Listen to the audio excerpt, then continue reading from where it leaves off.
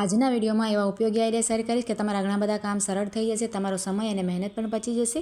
Video સારો લાગે તો લાઇક કરજો। તો ચાલો વિડીયોને સ્ટાર્ટ કરીએ। તો જો આ રીતે આપણે કપડાં ધોતા હોઈએ અને આપણે છે ને આ રીતના સાબુ જે આવે છે ને કપડાં ધોવાનો કોઈ પણ કંપનીનો, તો આપણે આ રીતે ડાયરેક્ટ લગાવીએ ને તો ક્યારેક શું થાય કે સાબુ એકદમ નરમ અને ઓગળેલું હોય ને તો કપડા ઉપર એટલું ચોંટી જાય કે આપણે પાણી ખૂબ જ જોઈએ અને ધોવામાં પણ ખૂબ જ આપણે મહેનત પડે નીચોવવામાં।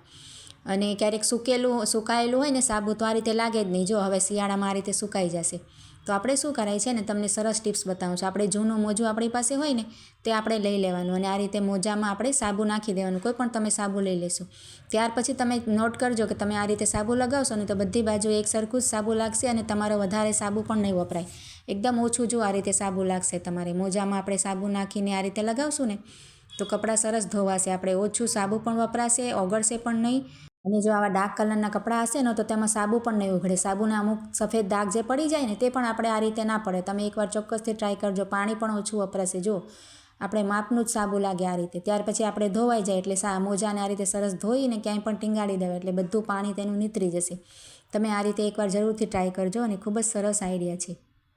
ત્યાર પછી જો આ રીતના આપણે નાના ભૂંગળા તરવાના હોય ને આ રીતના પણ આવે છે અને ડિઝાઇનવાળા પણ આવે છે ને ગોળ ગોળ ને આ રીતના નાના મોટા હોય તો ક્યારેક શું થાય કે એકદમ કાચા રહી જાય, તેલ વધારે ગરમ ના થયું હોય ને ક્યારેક શું થાય કે બળવા માંડે, તરત જ આપણે તેલ વધારે ગરમ કર્યું હોય ને તો આપણે શું કરાય, તમને એક સરસ ટિપ્સ બતાવું છું તેને તળવા માટેની। આપણે છે ને આ રીતના દોરો આપણી પાસે હોય ને કઠણ, આપણે જે ગોદડી આપણે સીવીએ છીએ તે રીતનું આપણે સરસ ધોઈને લઈ લેવાય સુકાવીને।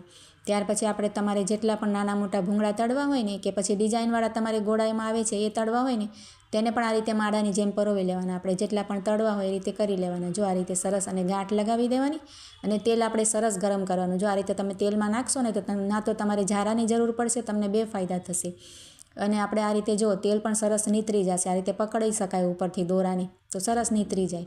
દોરો જરાક મોટો લેવાનો અને જો સરસ રીતે આપણે તળાયા છે, કાચા બી નથી રહ્યા અને બળ્યા પણ નથી। જો સરસ તેનું રિઝલ્ટ આવ્યું છે, તમે આ રીતે એકવાર તળીને ટ્રાય કરીને જોજો, ખૂબ જ સરસ આઈડિયા છે।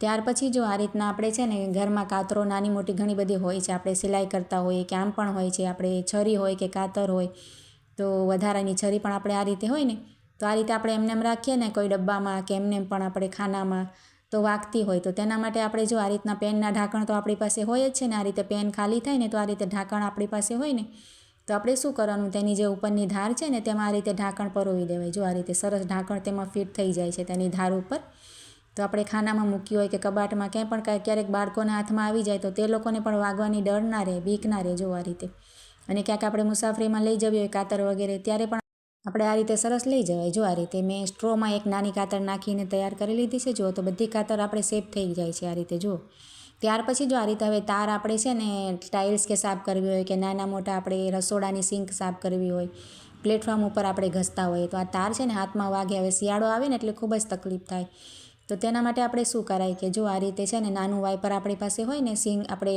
પ્લેટફોર્મ સાફ કરતા હોઈએ તેના માટે આપણે રાખીએ ને તેની ઉપર આ રીતે તાર છે ને પહેરાવી દેવાનું સરસ। જો આ રીતે સરસ આવી જશે, તમારે મોટું તાર લેવાય, મારી પાસે નાનું જ હતું તો આ રીતે મોટું તમે તાર લેશો ને તો નાની નાની ટાઇલ્સ સરસ તમારી સાફ થઈ જાય, સિંક વગેરે સાફ થઈ જાય। જો આ રીતે આપણે વાસણ ઘસતા હોય એની ચોકડી પણ આપણે દાગ પડી જતા હોય છે ને તો ટાઇલ્સ આપણે જો આ રીતે સરસ આપણે ઘસાવી શકાય। હવે શિયાળામાં આપણે વાગવાનો પણ ડર ન રહે અને હાથમાં કોઈને એલર્જી થતી હોય તો તે તકલીફ પણ ન થાય। જો આ રીતે ખૂબ જ સરસ આઈડિયા છે।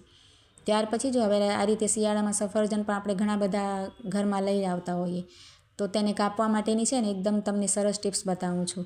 આપણે શું કરવાનું, આ રીતે ધોઈને સરસ પહેલાં સ્વચ્છ કરીને આ રીતે ઊભું રાખવાનું અને છરી સરસ લઈ લેવાની તેજ ધારવાળી હોય ને તેને, અને પહેલાં આ રીતે કટ કરવાનું એક બાજુથી, આપણે તેની જે વચ્ચે કાણું હોય છે ને તેની હોલ હોય છે ને તેની પાસે જ આપણે રાખવાનું અને આ રીતે ફેરવીને આપણે ચારે બાજુથી આ રીતે કટ પહેલાં લગાવી દેવાના। જો મેં ચારે બાજુ કટ લગાવી દીધા છે અને ત્યાર પછી તમે આમ ખોલશો ને તો તમારે જો વચ્ચેનો ભાગ એકદમ અલગ થઈ જશે અને પીસ જે છે ને તેના સફરજનના આ રીતે પછી કરી લેવાય। જો આપણે વધારે મહેનત પણ ના થાય અને 1 મિનિટમાં જ આપણે સફરજન કટ કરીને તૈયાર કરી શકાય।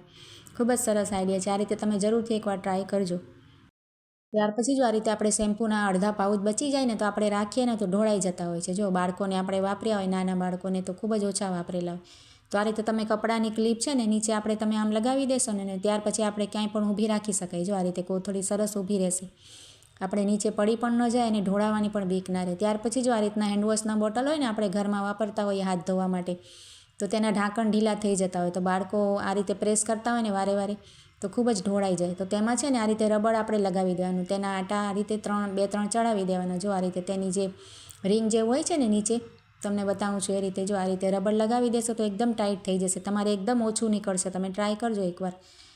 તમારે વધારે બાળકો ખરાબ ના કરે. આ રીતે આપણે લગાવી દઈએ ને રબડ. ખૂબ જ સરસ ટીપ છે. આજના આઈડિયા કેવા લાગ્યા જરૂરથી કમેન્ટ કરજો અને સારા લાગે તો લાઈક કરજો.